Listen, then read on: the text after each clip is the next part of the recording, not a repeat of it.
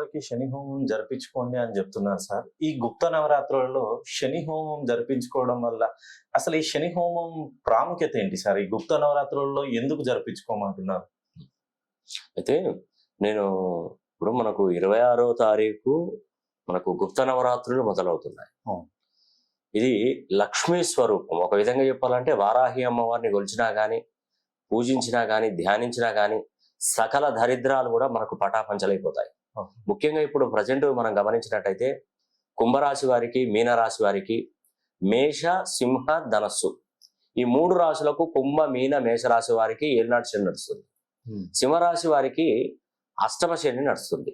ధనుస్సు రాశి వారికి మనం గమనించినట్టయితే అర్ధాష్టమ శని నడుస్తుంది. ఇప్పుడు ఒక్కొక్క మనకు మాసానికి ఒక్కొక్క అధిపతి గ్రహాలు ఉంటారు. ఇప్పుడు చైత్ర మాసం ఉంది, మొట్టమొదటి మాసం. ఇది కేతువు అధిపతి అయినటువంటి గ్రహం. వైశాఖం మనకు శుక్రుడు అధిపతి. జ్యేష్ఠ మాసానికి అధిపతి కుజుడు.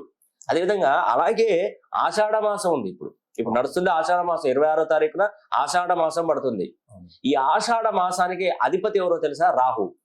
ఆ రాహు ఎక్కడ ఉన్నాడు? ఇప్పుడు ప్రజెంట్ కుంభరాశిలో ఉన్నాడు. కుంభరాశి అనేది కూడా శనికి సంబంధించినటువంటి రాశి. దానికి రాష్ట్రాధిపతి శనీశ్వరుడు.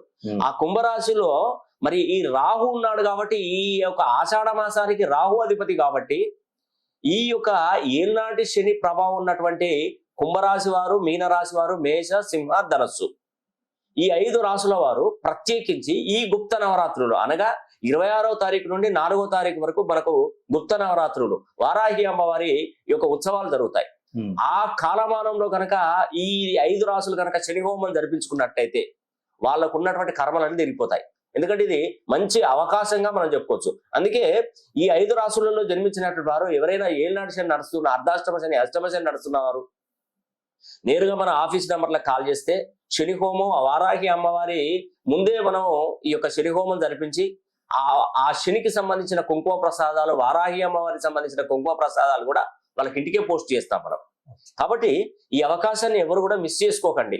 ఎందుకంటే ముఖ్యంగా ఈ 5 రాశులలో జన్మించినటువంటి వారికి సకల దోషాలు, మనకు శని ప్రభావితంగా ఏర్పడినటువంటి కష్టాలు, అంటే ఉద్యోగం దొరకకపోతే, చదువుకుంటారు పిల్లలు, చదివిన దానికి ఉద్యోగం దొరకదు, వ్యాపారం చేస్తారు, నష్టాలు జరుగుతుంటాయి, డబ్బు సంపాదిస్తారు, ఒక చేత్తో సంపాదిస్తారు, ఒక చేత్తో ఖర్చు అయిపోతూనే ఉంటుంది, ఆర్థికంగా వెనకబడిపోతారు.